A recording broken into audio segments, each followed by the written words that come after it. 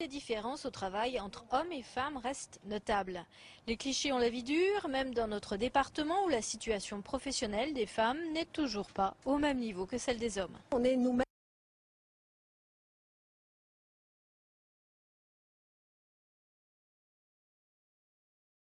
porteurs de stéréotypes face à la question du genre en entreprise, et donc il faut aussi, il y a une approche culturelle à avoir de manière à pouvoir faire progresser les choses en entreprise. Alors c'est vrai que notre rôle à nous, c'est précisément d'accompagner sur une thématique qui n'est pas facile d'abord pour les entreprises, leur permettre de voir qu'il y a un vrai bénéfice pour l'entreprise en termes de fidélisation des salariés, en termes d'évolution du climat social.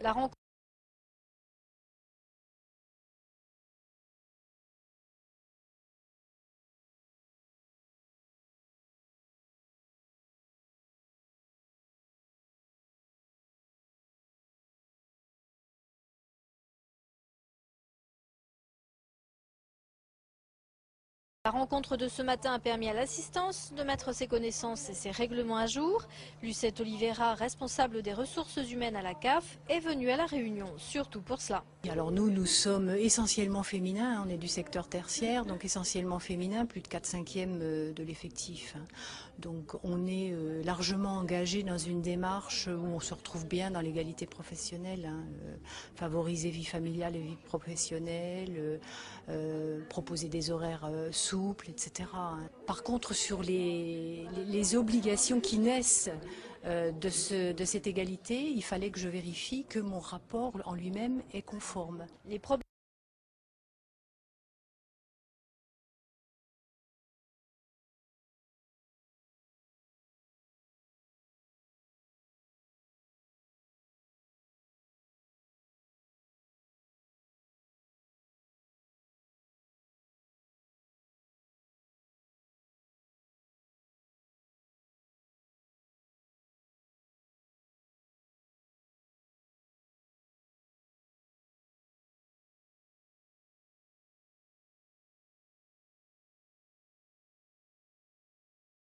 Les problèmes soulevés ce matin ont concerné la formation de personnel féminin dans certains secteurs, la situation de maternité, d'état de grossesse à l'embauche, les écarts de salaire, des situations soumises à réglementation, mais pour certains trop drastiquement. On vient d'élucider ici les problèmes soulevés concernant les femmes. Parmi ces problèmes, la formation du secteur féminin, les écarts de salaire, la situation de maternité et les situations soumises à des réglementations.